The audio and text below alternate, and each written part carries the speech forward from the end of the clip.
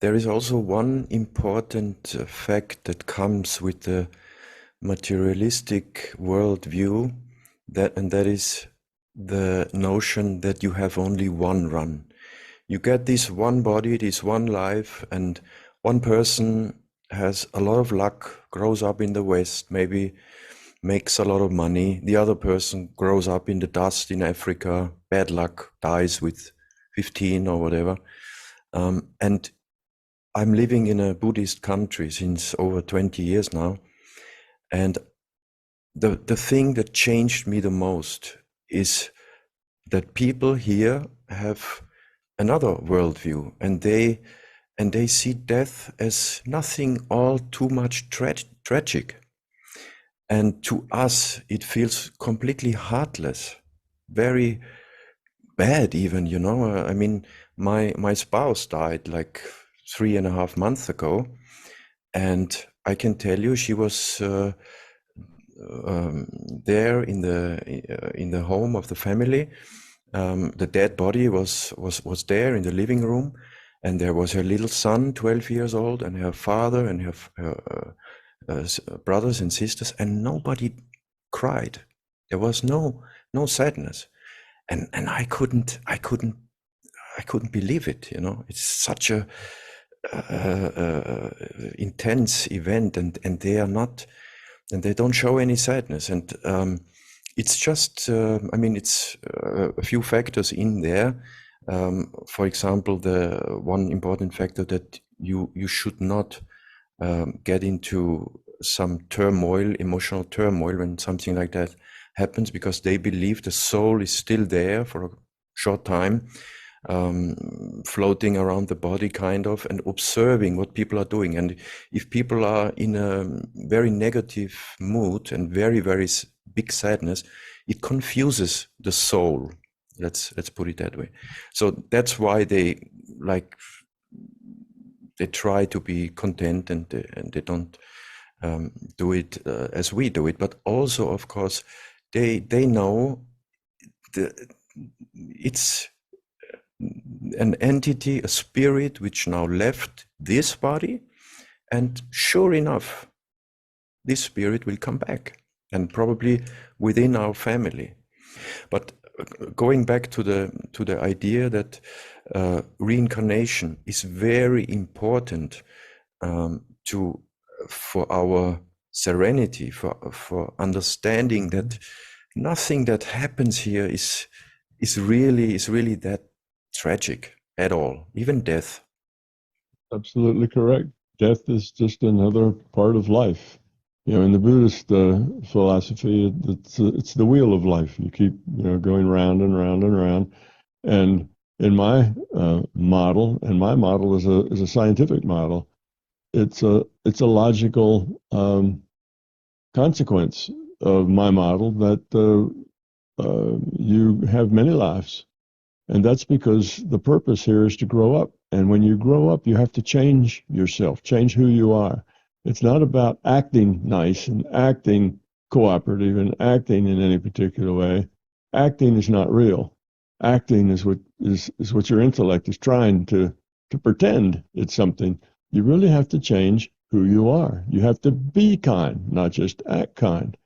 So changing yourself to be different than you are is not an easy thing. It's a thing that takes a lot of effort and a lot of work and a lot of time. And if you just had one shot at it, nobody would ever get very far, So you have to do it, you have to have lots of lives. And the reason it's necessary, it's logically necessary, is that learning is cumulative.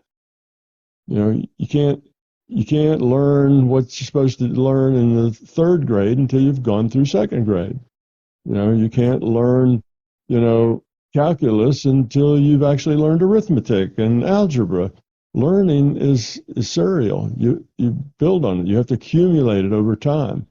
And wisdom is the same way. You don't just get wisdom because you're clever. You get wisdom because you've been around for a while. Children aren't very wise. Young people are not real wise. Wisdom comes with experience and age. And it doesn't come with everyone's experiencing age because you also have to be contemplative. You have to think about things. You have to have an understanding of how the world works, and then you can develop wisdom. But in order to grow your consciousness, and you are a consciousness, you're not a body, you're a piece of consciousness playing a body.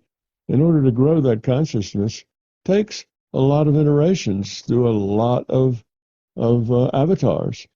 Now think of virtual reality games that you play.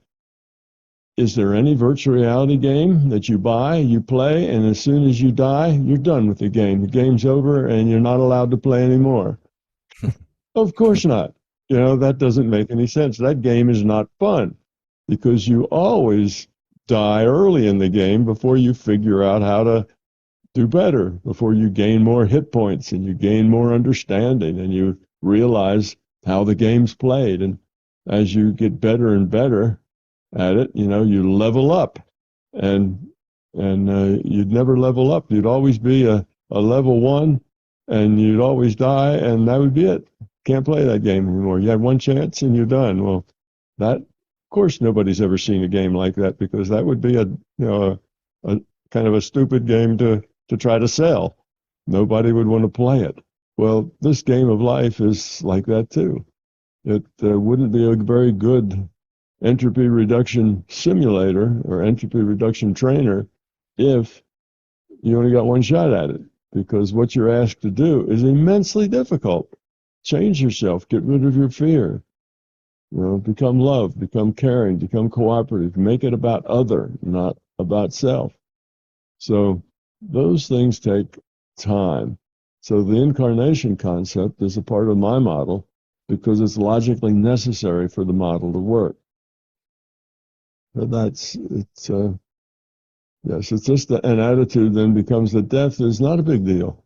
Death is just another, you know, you get to start another exercise, which is good because as we get older and older, most people get that, you know, been there, done that attitude, and their learning starts to get less and less and less. They stop growing and learning because they feel like they've done everything, they've come to their conclusions, they have their beliefs, and they're not interested in changing anything. They stay the same. Well, that's the same as being stuck. You know, you're no longer making progress. So what's a good thing when you're stuck in a game? You know, well, you get yourself unstuck. You know, get into a different situation. And the way you do that is another incarnation. And that incarnation doesn't come with anything other, and you don't start that new one with anything other than the quality of consciousness that you've learned up to that point. So that's cumulative. All the growth you do carries on to the next incarnation. You start with more growth, more understanding, but you don't have any memory. You don't start with any memory of what had happened before, because if you did, eventually you'd just stop being and start acting. You'd be gaming the situation. Oh, the last time I ran into this, I know what the answer is now. You know, I'll do it this way. So you'd end up being a better actor, but not a better person. So you need to face each new incarnation with nothing more than the quality that you've earned, and then you have to express that quality by the choices you make. Yeah. So that makes it real, and that makes it something you can grow from, rather than something that you just know how this thing runs, so you make the right answers, but you never grow up. Yeah, but what I feel, what holds people back to adopt that idea of that reincarnation, multiple lives are not only possible, but they are even necessary, is again that materialistic worldview.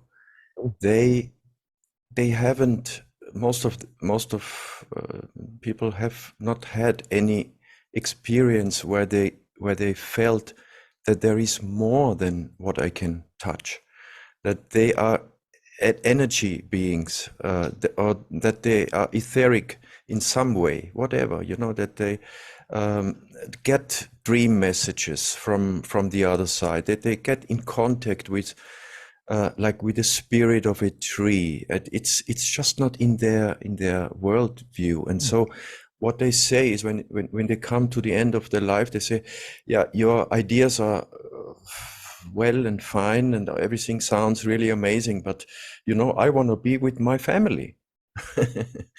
I don't want to go in this uncertainty, and you can feel they have no concept of what's going to be likely to happen.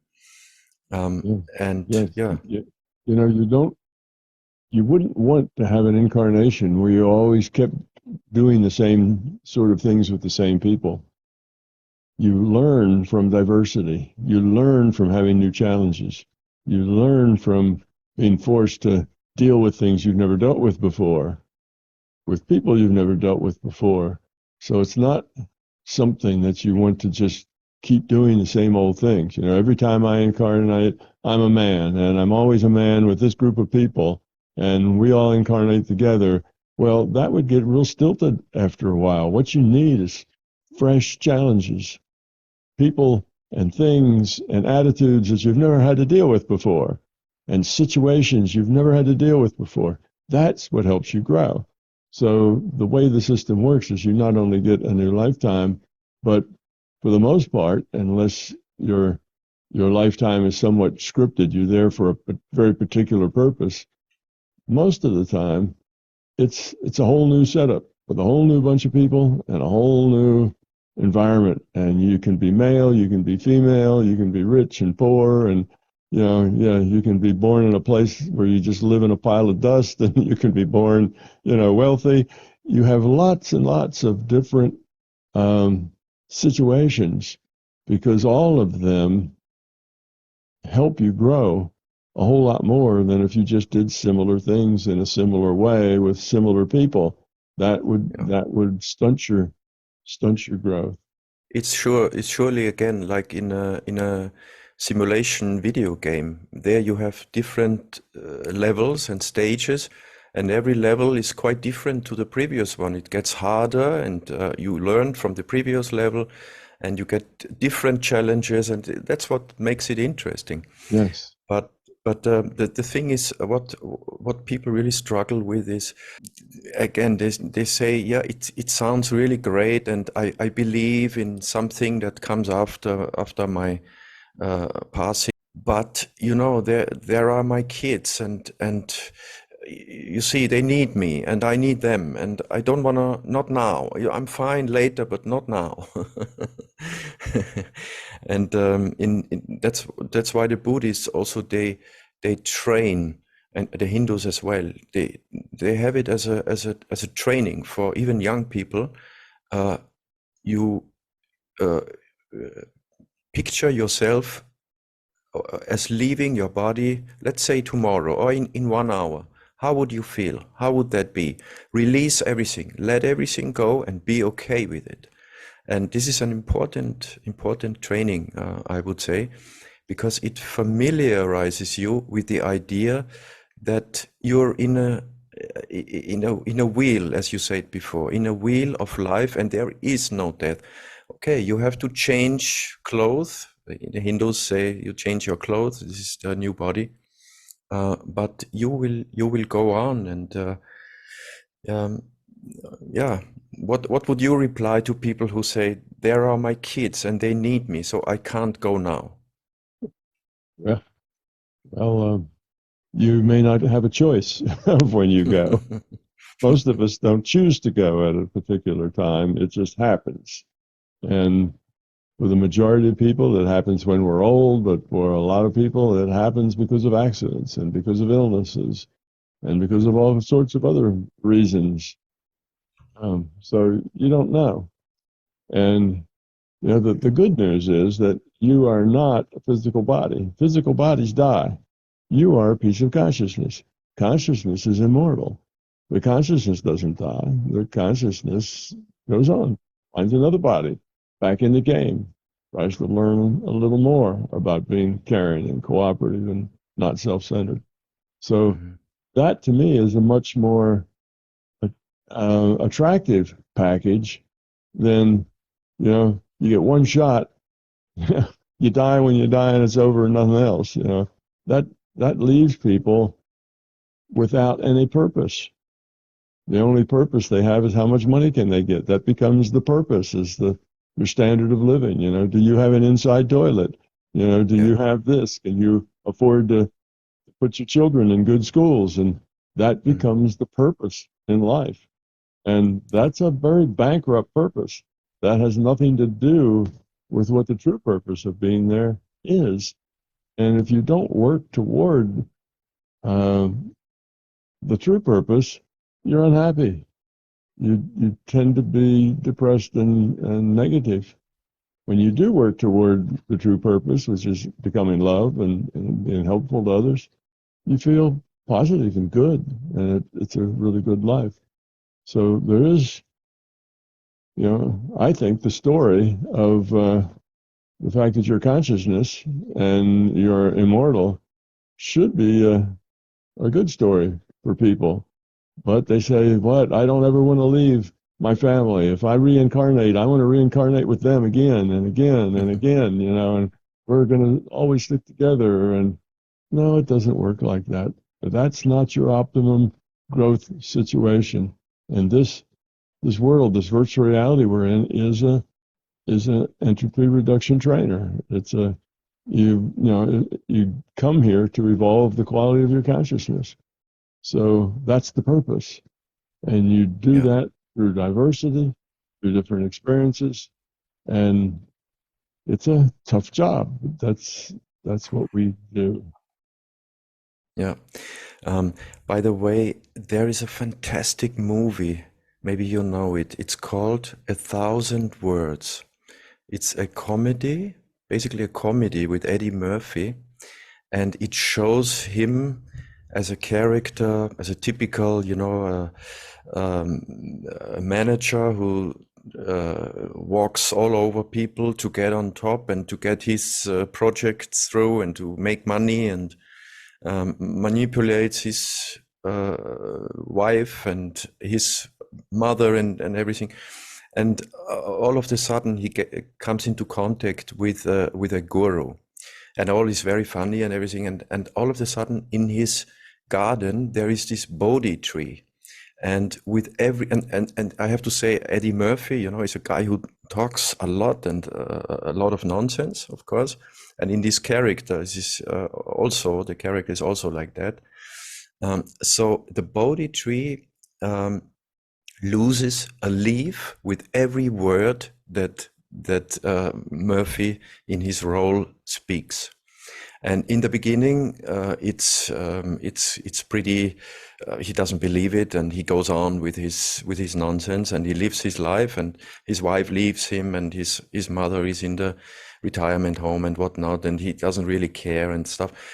And he gets weaker and weaker and he realizes this is a serious thing.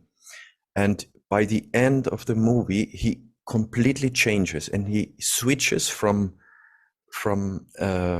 being this bad person, who trumps all over people, um, to the heart.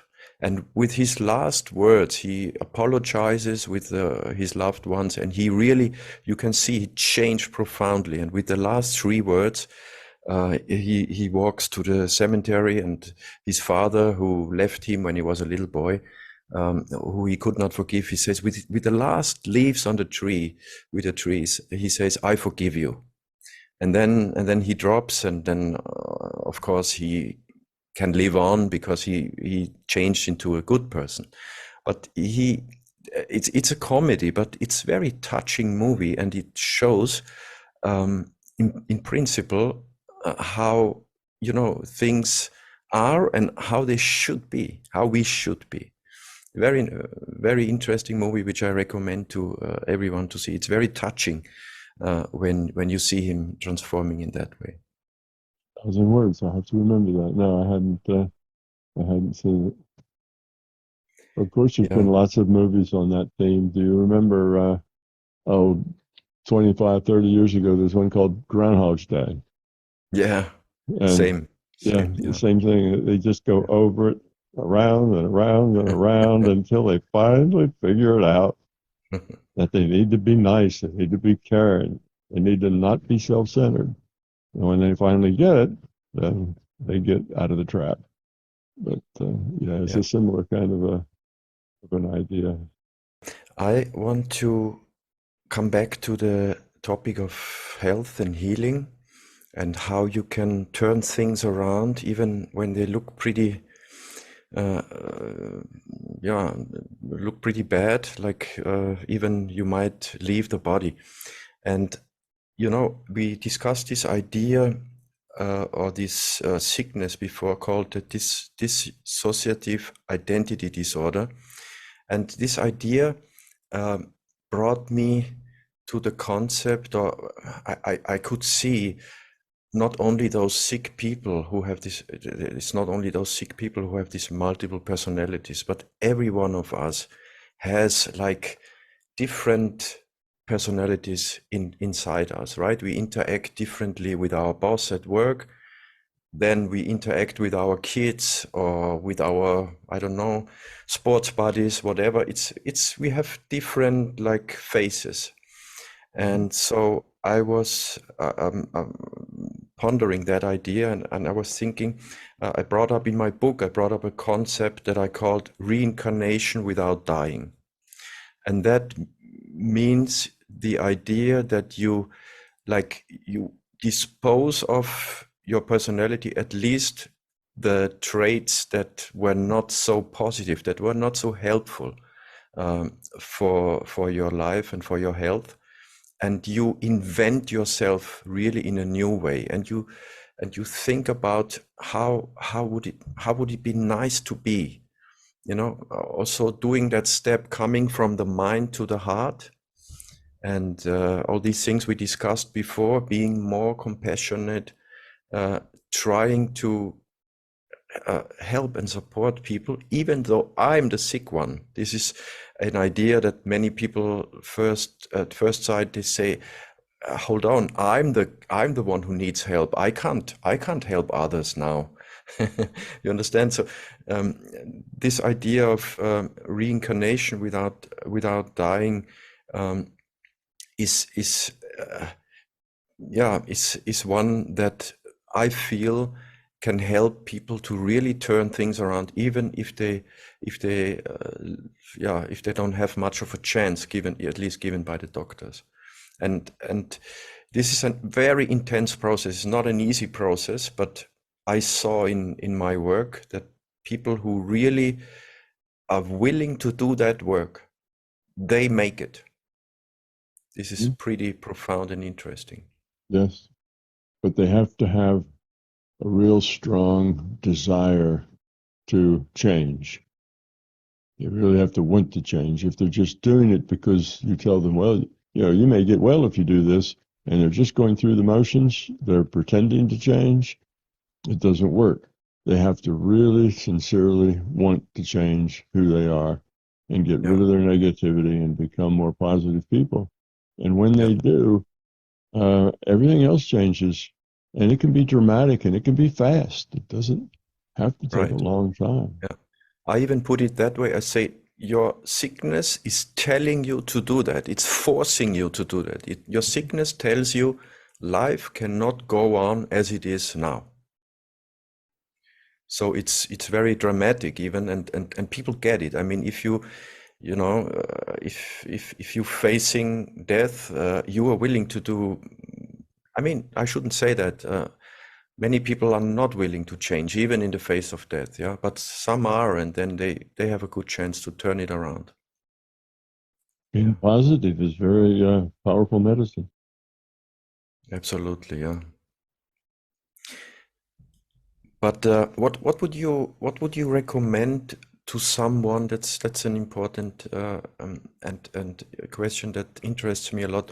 What would you recommend someone who's like going through the last phase of his or her life and has no chance to turn it around? I mean, you know this is going to end in the body, and how do I like deal with the pain and with this you're in the hospice already, and um, how can you still be positive even in that stage?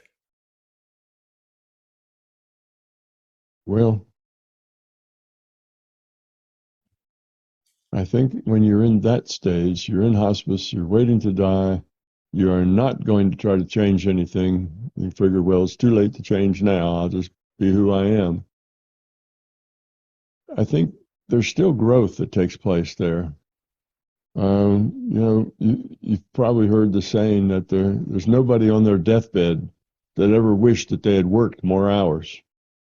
You know, there's, you know, Yeah, yeah, you, where work may be like your reason for living, work may be the thing that you do and the thing that gives you your sense of success and all that sort of thing.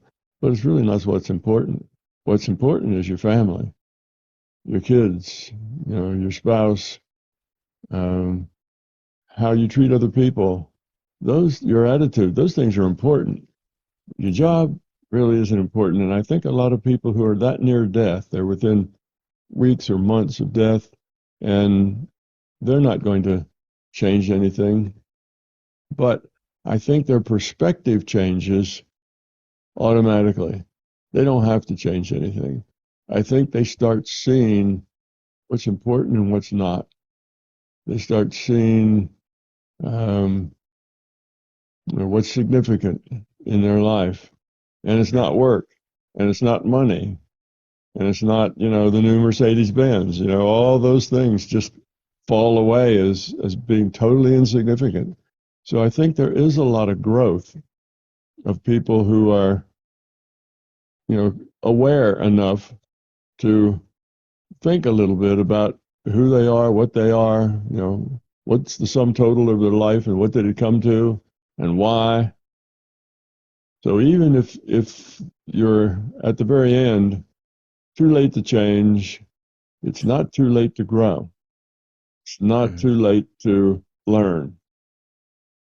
And I think probably a lot of people do.